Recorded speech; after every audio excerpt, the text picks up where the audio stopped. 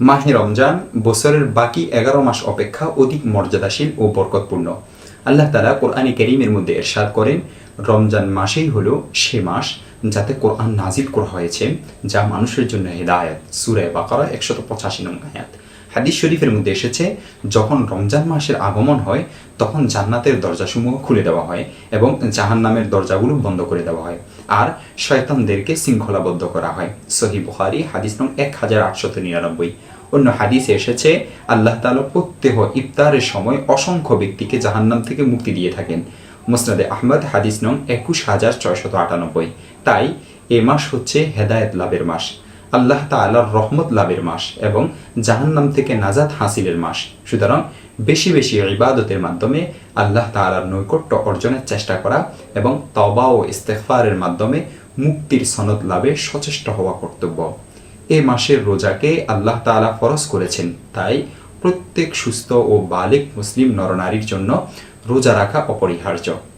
বলা বাহুল্য যে ফরজ ইবাদতের মাধ্যমে বান্দা আল্লাহ তাআলার সর্বাধিক নৈকট্য অর্জন করে। রমজানের দ্বিতীয় গুরুত্বপূর্ণ আমল হচ্ছে তারাবিহ। রমজানের বরকতময় রজনীতে 20 রাকাত তারাবিহের নামাজ আদায়ের প্রতি যত্নবান হওয়া উচিত।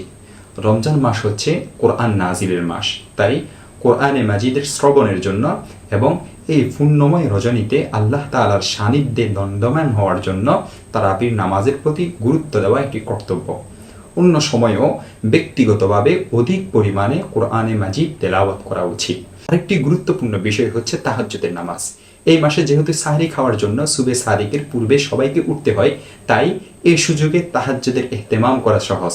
হাদিস শরীফে তাহাজ্জুদের অনেক ফজিলত বর্ণিত হয়েছে। তদ্রুপ সাধ্যমতে দান সদকা করা উচিত। নবী করিম সাল্লাল্লাহু আলাইহি ওয়াসাল্লাম এই মাসে অনেক বেশি দান সদকা করতেন। এসব নেক আমলের পাশাপাশি গুনাহ থেকে বেঁচে থাকার চেষ্টা করাও অপরিহার্য। রমজান মাস হচ্ছে তাকওয়া ও পরহেজগারি অর্জনের মাস। আল্লাহ তাআলা রোজাকে ফরজ করেছেন তাকওয়া অর্জনের জন্য। হাদিস শরীফ থেকে জানা যায় যে গুনাহ থেকে সর্বতভাবে বেঁচে থাকা ছাড়া রোজা পূর্ণাঙ্গ হয় না। তাই রোজাকে নিখুঁতভাবে আদায়ের উদ্দেশ্যে মুমিন যখন গুনাহ থেকে বেঁচে থাকার চেষ্টা করে, তখন আল্লাহ তাআলা নিজ অনুগ্রহে তাকে তাকওয়া ও পরহেজগারির শক্তি দান করেন।